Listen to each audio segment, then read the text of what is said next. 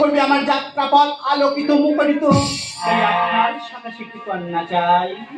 বুঝতে পেরেছি জননী, একটা পুত্র পেয়েছি, এবার কন্যা চাইছি। তাহলে শুনলাম ওই ধর্মাসনে যদিও রক্তপান করে এক ঋতুমতী বাহিনী পরায়ণ করছে, ওই ঋতুমতী বাহিনীর রক্তপাত করে আজ অপরম সুন্দরী কন্যা আজ আমি জানি না। কে আমায় করিল সৃষ্টি? আমি তোমার সৃষ্টিকর্তা পদ্মজনী ব্রহ্মা। বেশ, সৃষ্টি যখন করেছে কি বা কন্যা? দেব নাম ধর্মাসনের রক্তপান করে এক ঋতুমতী বাহিনী পালন করেছে, ওই ঋতুমতী বাহিনীর গর্ভপাত করে যখন সৃষ্টি করেছে, আস্তকতার নাম দিলাম দেবী রক্তাবতী। রক্তবতী মোর সৃষ্টি কিসের কারণ? মায়ের কারণে করিয়াছে তব সৃষ্টি। মায়ের কারণ? কোথায় আমার মা? তব সম্মুখে দণ্ডমান তব মাতা। আহা বলি বলি, রূপের কৃপা মাধবী, যেন পুণ্যশ্রী করিয়া বিরাট।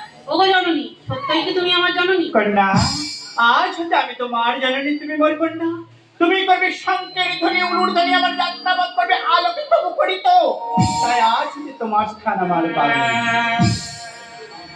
বলে জননী, পুত্র চেয়েছি পুত্র দানিয়াছি, কন্যা চেয়েছি কন্যা দানিয়াছি, তব চলিল পিতা আপন লয়ে। কি হলো মা? পিতা, বলে জননী, পুত্রকন্যা তো পেয়েছি পিতা। সত্য কথা। পিতা গো, বলবো আপনাদের সকলে দেবদেবীর আছে বাহন। আর তবু কন্যা হয়ে আমি কত বৃষ্টি করবো গমন। কে বলেছে তুই না আমার কন্যা? আমার কন্যা হইলি পদও বোঝে যাবে না। আছে তোর বাহন, তোর জন্ম হওয়ার আগে 100 বছর আগে তোর বাহন সৃষ্টি হয়েছে। রাজা সুরক্ষিত দেশ কাছিতে গর্থ বেঁচে আছে, সেই গর্থকে আমি আনন্দ করবো, সেই গর্থ হবে তোর বাহন। বাহন পেয়েছি পিতা। পিতা গো, বলে যাবেন আপনাদের সকল দেবদেবীর আছে মূল মন্ত্র। সত্য কথা। মনে বড় স্বাদ জাগে। বলবা সর্বপ্রথমে আপনি আমার চরণে ভক্তির পুষ্পাঞ্জলি দিয়ে পুরাতনের সমাজের রূপে বলবেন। কি বলতে জরুরি? আমি তোর পিতা হয়ে তোর চরণে দেব ভক্তির পুষ্পাঞ্জলি।